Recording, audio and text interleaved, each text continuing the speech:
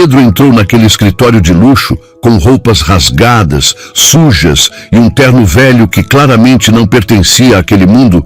Todos olharam como se ele fosse um erro que alguém esqueceu de mandar embora. Ele caminhou até a mesa, estendeu a mão e disse: "Prazer, sou o Pedro Silva."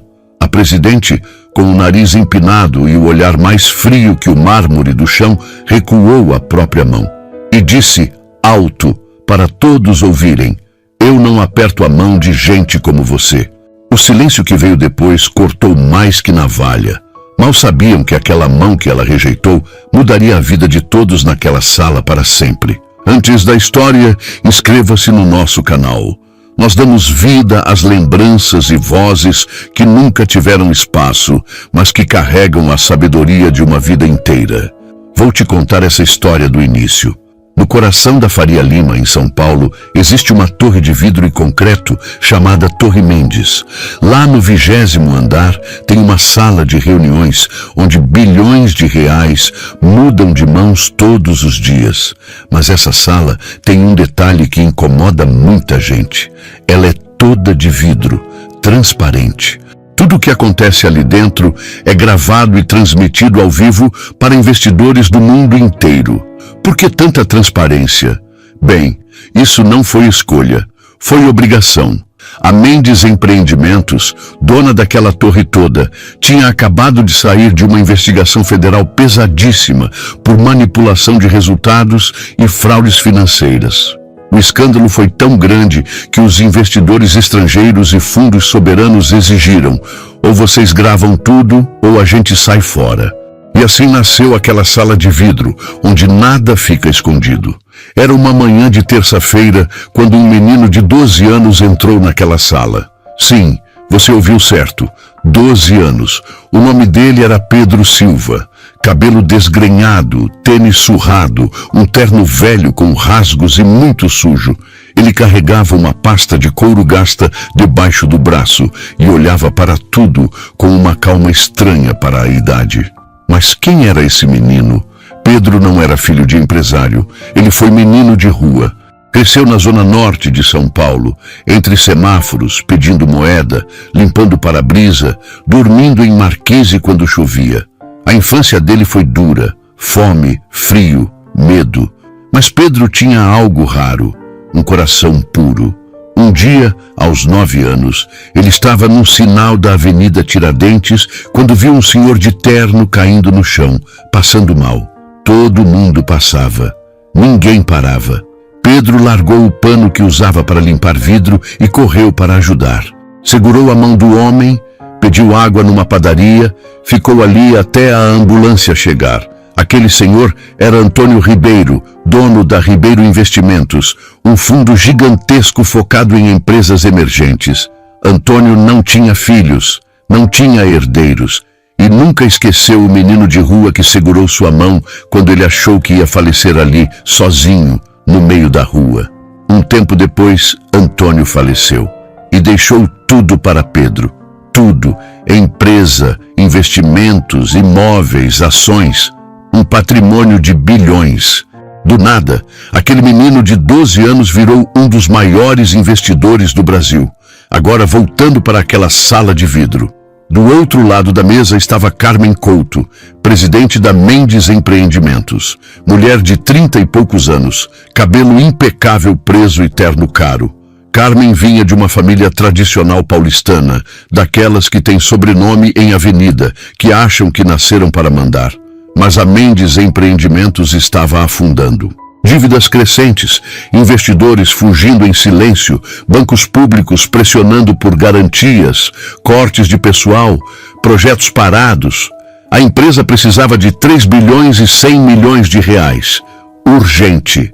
E quem tinha esse dinheiro disponível? Pedro Silva, o menino de rua. Carmen olhou para Pedro entrando na sala com aquela roupa velha, suja, rasgada.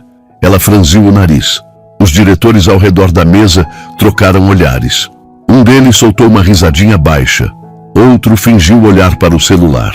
Pedro caminhou até a mesa tranquilo e estendeu a mão para Carmen. Ela olhou para a mão dele, olhou para o rosto dele e disse, alto e claro, sem disfarçar o nojo, a gente não aperta a mão de gente como você. Silêncio. Um silêncio pesado, constrangedor, que parecia sugar o ar da sala. Um diretor soltou um riso nervoso. Outro abaixou a cabeça.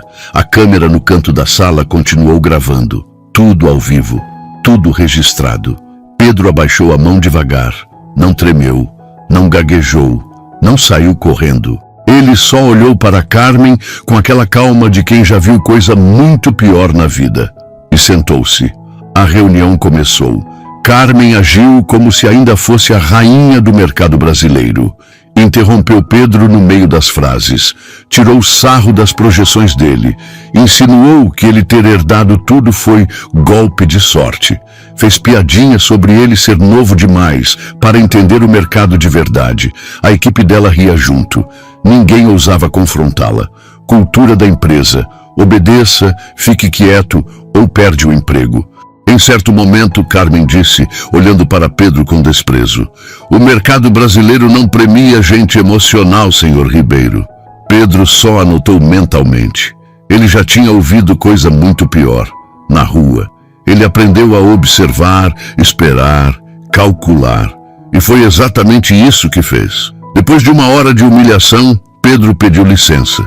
Disse que ia ao banheiro e saiu da sala. No corredor, com vista para a Marginal Pinheiros lá embaixo, ele tirou o celular do bolso e ligou para o jurídico da Ribeiro Investimentos. Disse apenas, ação 8.3, efetivo agora, e desligou.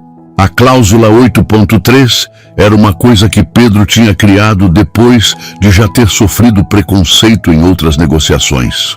A Ribeiro Investimentos exigia em todos os contratos uma regra bem clara.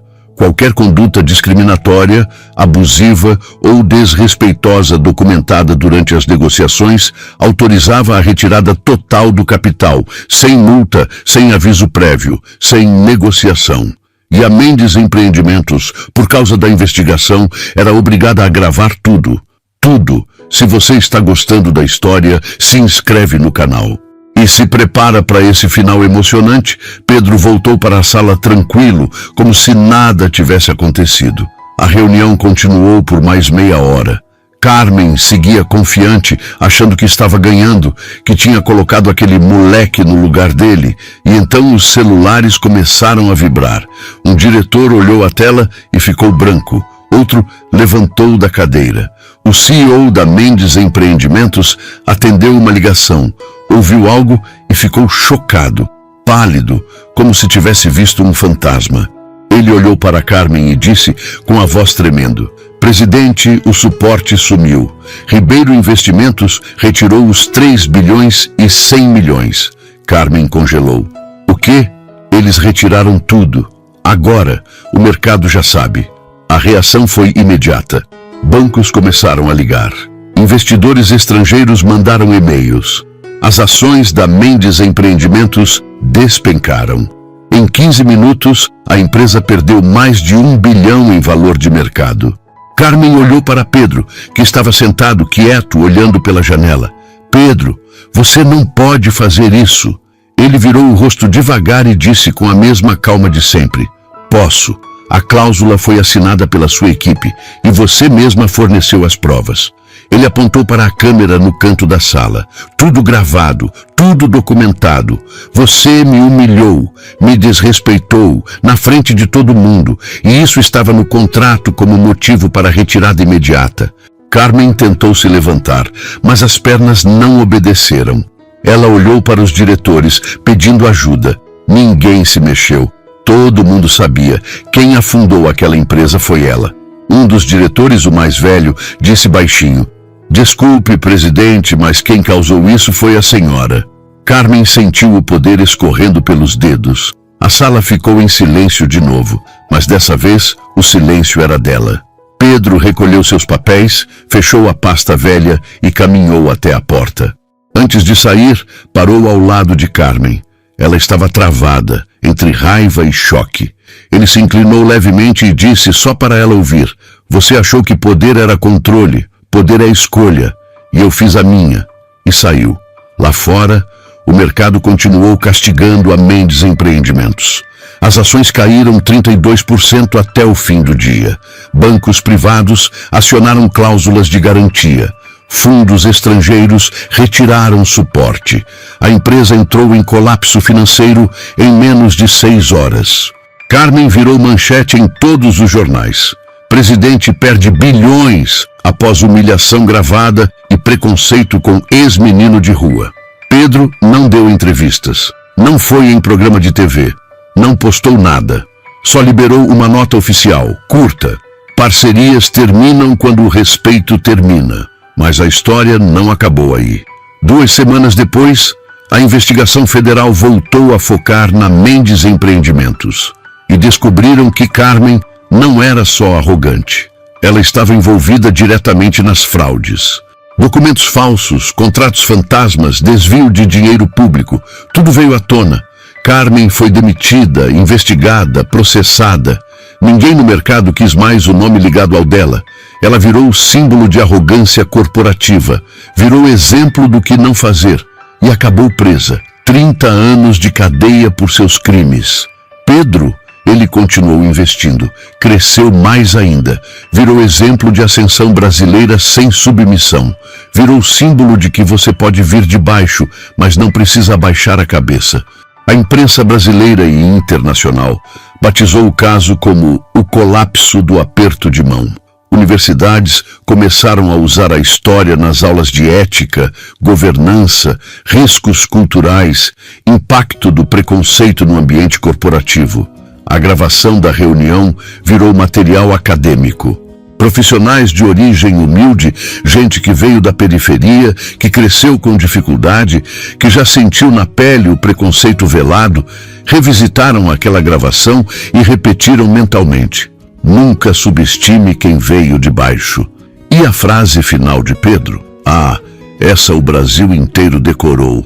Às vezes o preconceito não precisa gritar.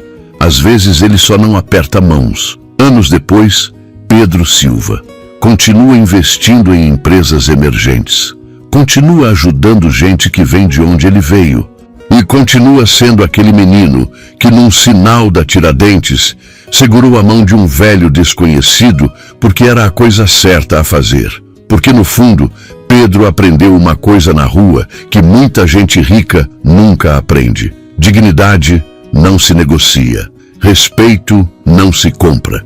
E quem te trata mal no começo da conversa não merece estar no final dela. E você, o que achou dessa história? Se inscreve no canal, comenta aqui embaixo de qual cidade você é e até a próxima história.